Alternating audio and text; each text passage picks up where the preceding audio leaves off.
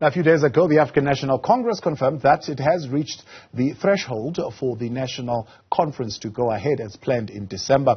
On Tuesday this week, we'll know for sure if former Health Minister Zweli Mkhize will take on President Cyril Ramaphosa for the top post and who else is nominated for that top six. The ANC expects 4,200 voting delegates to attend the conference from the 16th to the 20th of December. Well, tonight, Newzroom Afrika officially kicks off our coverage of the upcoming conference, and to do that, we are joined in studio now by NEC member for the African National Congress, Lindiwe Zulu. Good evening, good to have you, and thank you very much for your time.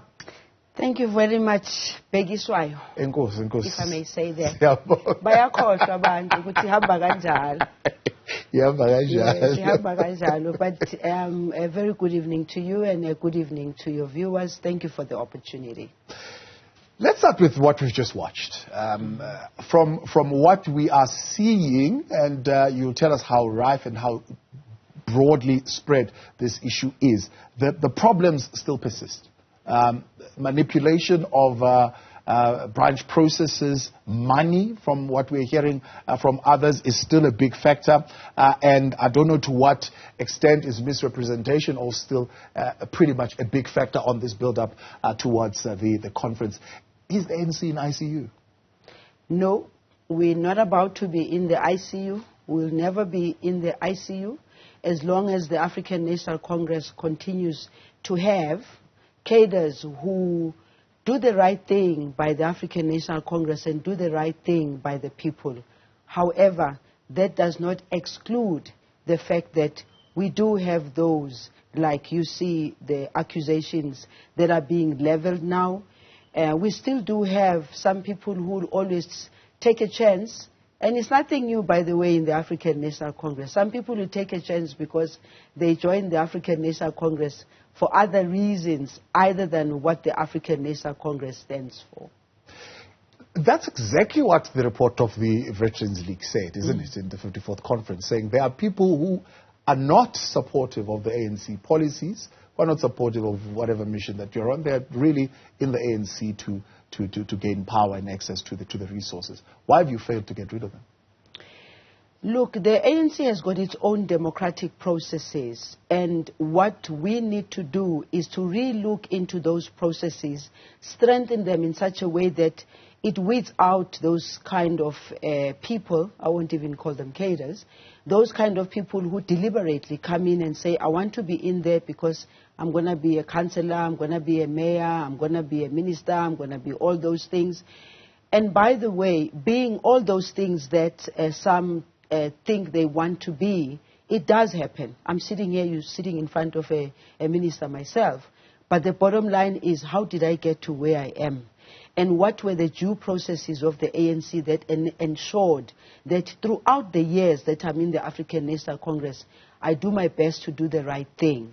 So it's a new space for the African National Congress. Some people might say it's 28 years.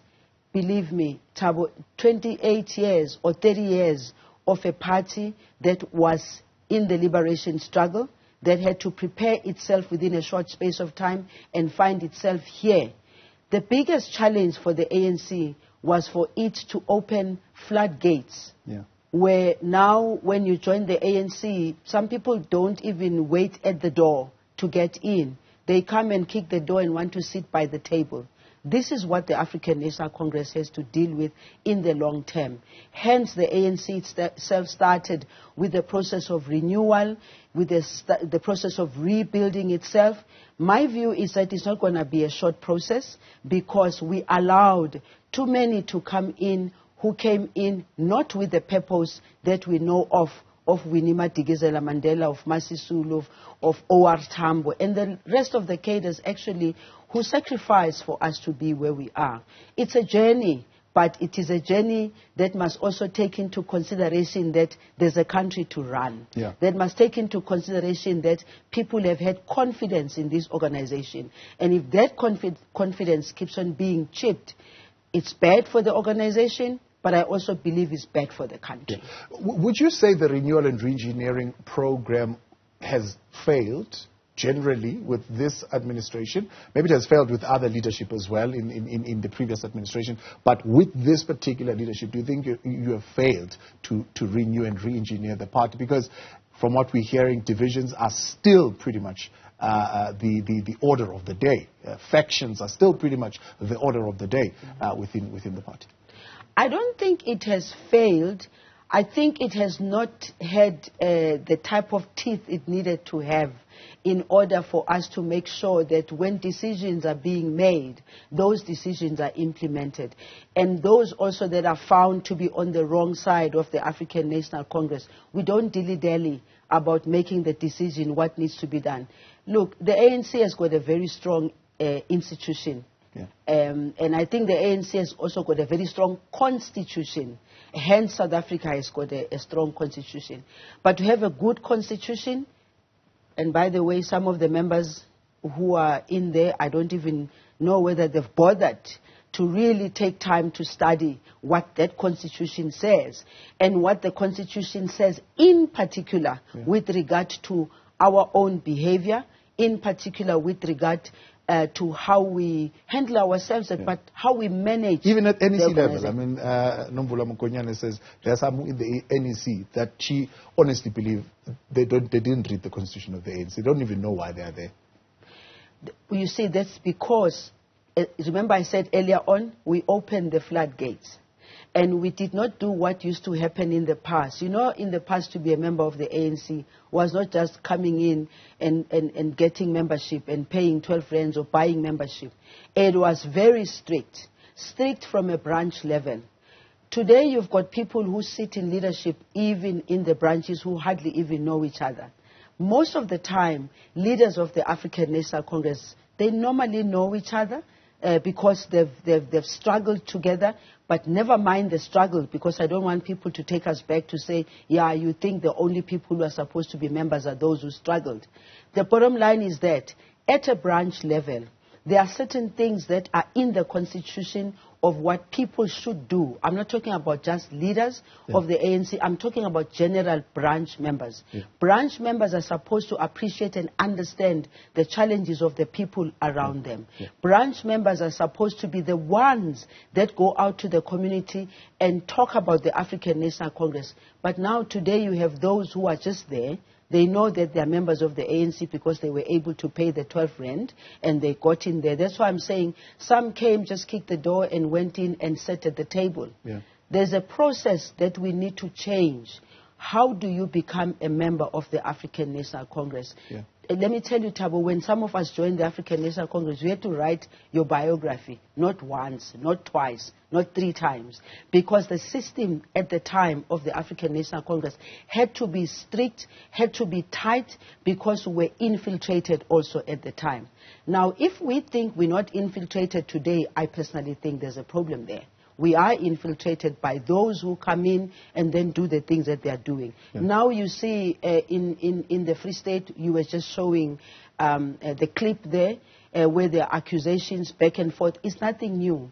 One of the things that I think is good, though, is the fact that we're beginning to use a system that makes it difficult for people to do that.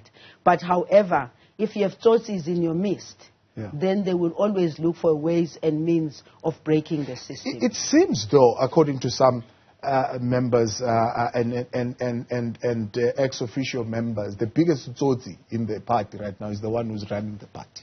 For example, we hear the former president speaking in Cape Town, saying that the MKMVA came to him and reported that they wrote a letter to the suspended Secretary General Ace Magashule to investigate whether President Cyril Ramaphosa was not a member of the CIA. I mean, as an NEC member, has that conversation ever come to you? No, not that kind of conversation. And let me also tell you, in the ANC and in the NEC, one would not expect things that come through the side door without being processed.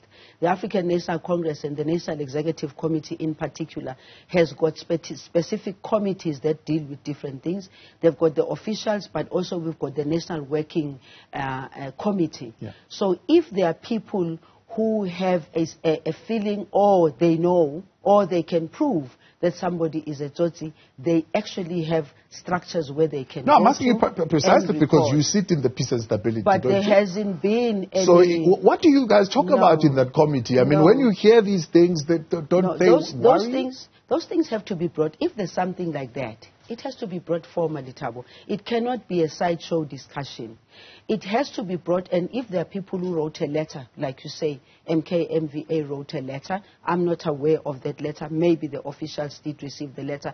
If the officials received such a letter, it's the responsibility of the officials to then process that letter. What is processing the letter is about talking about it. It's correspondence that has arrived on the table of either the SGOs or somebody's office, and it's put on the table, and what normally happens would that they would talk about it, and then they would agree what steps they need to take, what action needs to be taken, which committee needs to deal with it. Then they'll have to take it to the NWC, and the NWC will then have to bring it to the National Executive Committee. Is it possible then, for example, that the suspended Secretary General Ace Magashule could have received the letter but was suspended before he could process it? Well, it's possible. I wouldn't say it's not possible. It's possible because one of the things that I personally believe in that the ANC as an organization we need to do, we need to be agile in dealing with some of the challenges and don't let them fester until they become a problem where even within the National Executive Committee itself, you have people who are saying, well, you act fast when it's this faction, you don't act fast when it's that. For me, it's about strengthening your institutions. We can't be saying as the ANC we strengthen the institutions of governance in government, and we don't do that in the African National Congress. So some of us we could be a fly in the wall. For example, to sit and say, when you guys are gathered there, is there anybody who comes up and say, President Cyril Ramaphosa, you are infiltrating the party. You are part of the CIA. Does it come up? Are people afraid to raise it? Why is it that it happens as you put it on the side doors and it becomes a sideshow? Well, they shouldn't be afraid of it, in my view, because if you've got the facts and if you've got the truth and you see that anything like that could be detrimental to your organization, you know what is the right thing to do. The organization has got those structures, and I've been a member of the National Executive Committee, and in particular, this term that is going to be ending very soon. I haven't, not at any of the meetings, heard of any letter that was brought by anybody to that effect. I'm not aware of that. And the issue now of US dollars being said to have been found is alleged, was being investigated in the mattress in the president's farm. And others, of course, connecting the dots saying, well, CIA agent, dollars in your mattress, clearly there's some US operative somewhere that is giving you money. Look, it's very difficult to start bringing those issues of whether a person is an agent of the CIA or anything of that sort. My view is that if people have got a case to put on the table about that, let them not talk about it on the side. Let them bring it to the table. Let it be open discussion at the National Executive Committee. And besides, I think if there's something like that, they know that there's Peace and Stability subcommittee of the NEC that will be able to take that. Investigations need to be done by the African National Congress, because I think sometimes it's very dangerous to be throwing narratives around without putting the facts on the table. Put the facts on the table, and we in the African National Congress have got the responsibility to go through it, get the report, and deal with it properly. Otherwise, we'll be searching for things without proper facts that are put on the table. What happens when the party who should be giving you then the information is not necessarily coming forward? And the president has been asked several times by all of us in the media, but it seems has been asked by the party as well to say, come clean on this Phala matter. What actually happened? There are due processes within the African National Congress itself, and as you are aware, the whole Phala story also was given to the relevant committee, and that's a good thing about the ANC, that we do have committees that need to take these things. Remember what I said earlier on, that I personally think that we need to make sure that we speed up on these processes in order for us to avoid talks on the sideshow. We must be agile about it, and the committee, the integrity committee, there is also an issue that they've been raising as a committee that, they don't have enough capacity. They need to be capacitated, because if they have to do that kind of work, they need to go to places, they need to call people for interviews, they need to do that. And the issue is that they are not capacitated enough. Yes. And remember that they are a new committee. They're not necessarily an old committee like all the other subcommittees. Yes. And they are made out of people who, in our view, have integrity. They are older generation. They are people who've defended this organization. They are people who I know would not buy our face, would not want to do things because they want to be on my side or the other. So you were not particularly disappointed that this final NEC meeting, that they came and they said, we still don't have a report, when you've been promised all along to say, no, they are looking at it, and you said, okay, no, they do have a report. And give us let's correct that. They do have the report. They do have the report, and they have to come and present the report themselves, because it's their report. So why didn't they show up? I don't think they were invited to this meeting. I don't think they were invited to this meeting. We still have one more meeting, by the way. So, that's incredible, because I mean, we were hearing that all along, that final meeting, they will come, they'll be there. At least what we're hearing from those who were communicating with us at that point in time, that this is what they will be presenting. And it was a surprise that they didn't show up to present. I think it is good for all of us, including yourselves, that when you get issues from other people, you must ask, what is the agenda of the African National Congress? And in many instances, when we go to the NEC meeting, we are given the agenda as members of the National Executive Committee, but it's not the agenda that's thrown around. So I know that they have the report. It's a fact. They do have the report. Right. But the fact of the matter is that the report can't be presented by anybody else other than themselves, because it's their report. Let's take a break. We'll continue in a moment with more. Lindiwe Zulu staying with us, member of the NEC of the African National Congress, to reflect further on what they've been able to achieve as this particular NEC of the ANC. Stay with us. Back with you live tonight. Turn and Focus journey to Nasrec begins in earnest here on the channel, and you will be getting this every single day, building up to the elective conference of the ANC, expected to take place around the 16th of December, right up until the 20th. Still with us in the studio now, NEC member Lindiwe Zulu, and we are, of course, looking at what's been coming out. I mean, one of the things is, of course, we know the NEC is the highest decision-making body of the African National Congress, a collective, right? That this has been the weakest. Would you agree with that? No, I wouldn't agree with that, and I'll tell you why I don't agree with it. The African National Congress and all NEC, ever since 1994, each one of those 5-year periods, they would tell you of the challenges that were faced by each of the 5 years. What I think is a problem now is the fact that the challenges within the African National Congress are much deeper and much despairing, if I can use that word, than maybe it would have been 20 years ago. The challenges that face the ANC today, from a point of view of discipline within the members of the ANC themselves, of consistency in the decisions that are made, in the implementation of those decisions that are made, but also we are operating in a very difficult environment now, globally and also internally. Our own internal politics, and when I talk about our internal politics, I'm talking about the South African politics across the board, with all the different political parties and the fight, of course, to get into power and so. If you go back to the African National Congress in the early 90s, or maybe immediately after 1994, the environment of South Africa was very different. It had its own challenges, obviously, because at the time we needed to transform the administration at that time and create one country.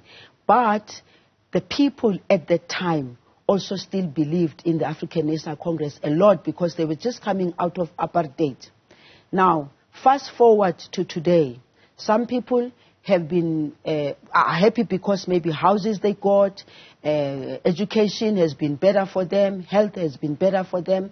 But the more there's global challenge, there's economic challenges, the more there is a demand on the African National Congress, the more the leadership of any given moment will have to do things a little bit in a different way. So this leadership, it might have continued in the same way because the environment we're coming out from might have been not as challenging as it is now. But if you look also from a governance point of view, government from 1994 to probably 15 years later to 20 years later, a whole lot of things started changing. That also includes the issue of corruption. It started rearing its head. And we started seeing even our own comrades beginning to think maybe that's the best way of getting money instead of waiting for due processes. Those who are working, they work and they are honest in their work.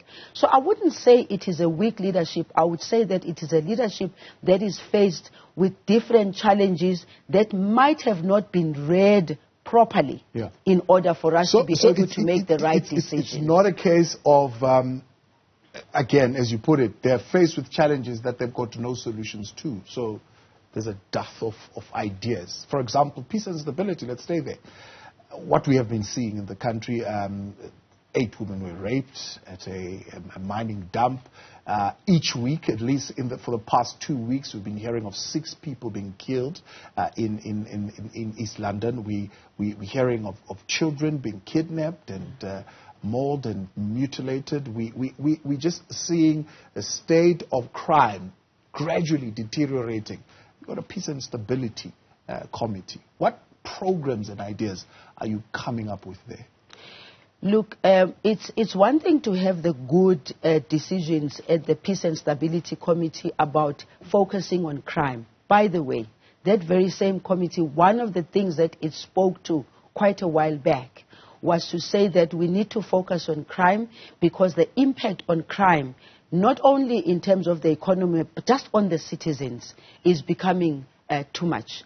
And therefore, the directive to government, because the ANC can do one thing, to take the right decisions, but direct government to be able to then make sure that, 1, the policies, 2, the principles, the action plans that are there are action plans that are much more effective. So it's more about the ANC monitoring and evaluating the performance of those of us who are in government when it comes to issues like peace and stability or any other issue.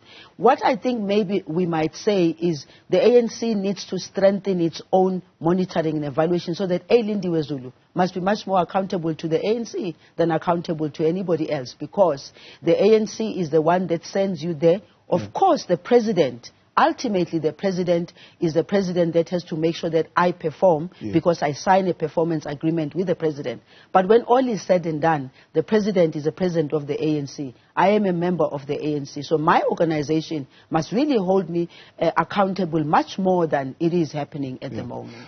When you sit in that committee, I mean, Bekele is there. You are there. It's being chaired by Tony Ngeni. Is there anybody who says to him, as the representative of the ANC in government, you are failing? What is happening? What programs are in place? How are you dealing with the crime situation? Yes, absolutely. When we're sitting in that meeting, you can imagine, for me, I'm a minister of social development, and these issues of violence against women and children, I mean, the painful story that came out of the Eastern Cape, right now, it's something that we have to deal with, because it means as a department, social workers have to go and deal with the families. The police have to be the first one to go and be confronted with that gruesome scene that they have to get. So the discussion about strengthening our implementation in government arises, and the minister, it's just that I don't necessarily sit all the time in those committees, because I also chair the international relations subcommittee. So sometimes you find that I'm unable because the times are the same. But yes, issues have been raised by members of the National Executive Committee and indicated that they are completely and utterly unhappy with the crime in South Africa and the impact of it to our communities, but also the impact globally. People look at us and think that we are just a nation that butchers its own women and old children. Those issues are raised very strongly at that committee. But again, I go back to the fact that the committee can strongly raise those issues. It is government, the president in government, the minister in government, all of us in cabinet that have to make sure that we implement those sentiments, those decisions, but also we must listen to the sentiments, because members of that committee are not all ministers. Some of them are just comrades in parliament, some of them are ordinary members, and they are very forceful when they come to these meetings many a times. How did you process and deal with the question, let me take it to your portfolio now as the chairperson of international relations, of the threat that the U.S. recently issued around terror threats in Sandton? It's very unfortunate in the manner in which it was done, because we've got bilateral relations, we've got an ambassador here, and I've been ambassador before in my life. I can't imagine that I would have been sitting in Brazil and I would be saying something to the Brazilians without due process. I don't think they would have taken kindly to that. And we take this very seriously, Thabo, because, you know, the minute any name comes with terrorist attack, and your country is being put at the center, it has a whole lot of implications. And I think that South Africans were very resilient this one, because I listened at your guys when they went out to do the interviews, even in Sandton itself, when people were saying, yes, we take it very seriously, but we're not going to be held hostage about something that we don't know. And I think people also, when they didn't hear the government saying to them, yes, there's a threat, yes, we're going to run around, they sort of like settled down. But you know why they also settled down? They settled down because even though we have a crime, we have all the challenges we have, when it comes to external threats, this government, from intelligence to military intelligence to normal intelligence, they've done a very good job in making sure that we go out and they find out where the threats are. And I'm sure that even when they heard about the Sandton, they did not necessarily dismiss it because it didn't go through due process. I'm 100% sure they put systems in place to make sure that just in case. We thank God it did not happen. Yeah. But the discussions need to continue with the United States, because there are structures that need to talk about these things. Because, you know, when you just throw it like that, it might cause panic in any country. It might even cause people who might have been coming to South Africa as tourists, they might say, no, we're not going to go there. So you know what that means. It might even say to people who want to invest in our country, they look at the activities in other countries, the deaths, the destruction, they might decide, we're not going to go to South Africa because of that. Do you know what that means for us? Yeah. It means that there's a whole loss for us as a country. But then, in the same vein, then you wake up the next morning, you see a kingpin who is operating from somewhere in Bryanston as an Israeli, apparently. Big guns, big operation that is going on here in the country. Also, you wake up, there are a couple of business people who are being flagged by the United States to say these guys are funding ISIS or so forth. They are, of course, going to challenge that in court, they say. But when people look at that, they really do feel like we have people who are operating here in the country and nothing is being done about it. There's people like that all over the world. Whether it's the U.S., whether it's wherever, there's people like that who are in different countries for different reasons with their own agendas. That is fact. And that's what we must always think about and be aware that there will be such people. Why we had a challenge is the manner in which it was done. You see the ones who've been caught now, who were raided at 3 o'clock in the morning. It reminded me of our time when we were saying we'll come for you at 3 o'clock in the morning. So there was no drama about it. You didn't hear about it. You didn't hear the police or anybody saying, now we're going to this place. It is because both the intelligence, whether it is police, whether it's military, they do the best that they can. I'm not saying they're perfect, because they could even do much better than we can see. But again, look at our country in terms of those kind of threats.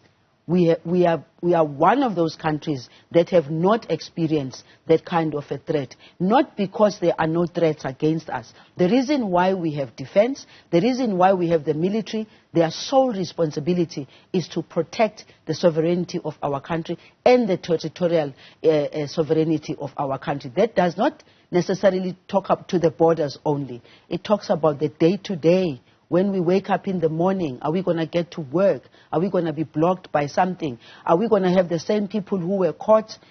Who knows what they were doing? But of course the police, I'm sure they must have been following them. And you know, the United States and any other country in the world, particularly those that we have bilateral relations, they are free to warn us, because terrorism is not about a problem of the African continent. It's a problem of the world. When it strikes, it brings fear into ordinary people. So it's about how it is being done, how it is being shared in such a way that it doesn't cause panic for our ordinary people. Second break. When we come back, we'll talk economic transformation, because NEC member Lindiwe Zulu also sits in that subcommittee, and we'll also talk issues around gender parity on the build-up to this conference series.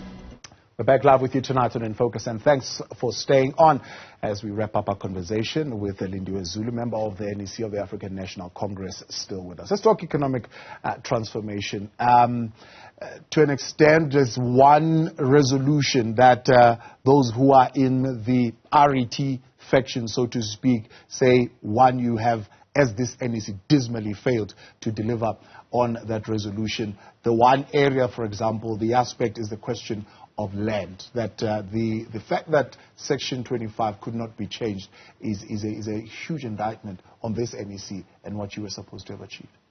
Fact, the issue of land, we shouldn't be where we are right now. If you consider the fact that the most important aspect of any liberation struggle, the most important aspect of people who have been deprived, who have been headed into places to land that they could not till, they could not use, is the issue of land. Yes, I personally think that we could have done better. I believe we should do better. I believe we should focus on it and not be diverted by other people who are thinking, oh, you're going to nationalize. Or because, look, this whole issue of land and a whole lot of other issues from an economic point of view, the fear from the very beginning when we came, when South Africa now had to go to elections and all, the fear was, oh, they're going to nationalize the economy, they're going to nationalize everything, and we did not do that. But now we need to look at it. We did not do it. But what is the impact thereof, of the things that we didn't do? Because we cannot continue with people still being hungry for land. We cannot continue with people, black people in particular, who have been deprived, not being given an opportunity to grow their own businesses because the value chains of all businesses were locked up a long time ago. Yeah. Yes, we need to implement those decisions that will unlock the potential for black people. I mean, if you were to look at just people who own restaurants, just ask here in Sentin, how many people here, black people, own any restaurants here? Even if they were to get a chance to do that, they don't have the resources, they don't have the network and the connection. This thing was locked up a long time ago, the services, everything is locked up. It is time for us to relook into the very policies that we ourselves passed on the basis that we wanted to keep harmony in the country, on the basis that we wanted to build a non-racial, non-sexist, and equal society. That's not going to happen if we dilly-dally with issues of land, for instance. And now it's the ANC, now the next NEC that's coming through. I'm hoping that the NEC will focus on that, but the next administration must really learn the lessons from the previous administration, including this one. Yeah. Where did we go wrong? Can we make sure that we change that? Because we can't afford not to have the land in the hands of our people. Where did we, you know, this is the one that floors me. Where did we go wrong on availability of energy? I heard something the other day, the ANC saying, no, we told government that they must ensure that we've got energy security. I'm like, but honestly, the ANC is government. I mean, what conversations are you having? Yes, there's that line that says, no, you're government. But those people that are supposed to be delivering on that, Pravin Gordhan sits on the Economic Transformation Committee of the ANC. So why don't you tell him there that, Minister, we need energy security? What is so hard about getting energy security? He is being told, and the ANC, I cannot fault the ANC here for telling us who are in government. Remember, I said earlier on that those of us who are in the ANC must hold us accountable. The ANC, as an organization, needs to strengthen its arm in terms of managing us who are in government. And we do have, like we have the ETC, Economic Transformation Committee, and most of the time you find that we go there, we present as government. And sometimes there's that thing, we are ANC, NEC, but we are also government. Yes. So that's why I'm saying the African National Congress of the future needs to make sure that it has a very good machinery. It's got economists, it's got engineers, it's got the ANC I'm talking about. It must have all those people who can be able to say, when we come and make a presentation, those qualified in the ANC will say, we don't think this plan is going to work. Let me just make an example. In my committee, for instance, of international relations, I'm very much reliant on comrades who are not in the National Executive Committee, who are specialists on international relations. I've pulled them through to come and sit in our meetings because they experience this on day-to-day basis, and they're able to hold me much more accountable and also give me some direction when they see that, you're not doing the analysis properly. By the way, they also do research. They have a capacity of doing research. They're almost like in the outside looking in, and therefore that's why I'm saying, for me, all that has happened now, it's lessons from the past, and if we don't wake up to those lessons of the past and make sure that come the next National Executive Committee, we go back to the drawing board and say, when people are saying this NEC was weak, what does that mean? Can we be frank and honest ourselves and not also block people from telling us the truth? Can we be open enough to listen to other people? Because maybe we might be thinking we're doing the right thing, only to find that we're not. Listen to the issue of energy, for instance. A long time people used to say, why don't we bring back those that are experienced, including even those who left the country and went somewhere because they were afraid of this black government. Those people have seen for themselves that it is possible to live normally in South Africa. Let's go out and find those engineers, because to get an engineer and make an experienced engineer doesn't take 28 years. Completely out of time. Appreciate your time. Thanks so much. Thank you very much for coming on. Lindiwe Zulu, member of the African National Congress, NEC, on our build-up and the road to Nasrec in 2022. In Focus continues shortly with, of course, what's been making news tonight. Stay with us.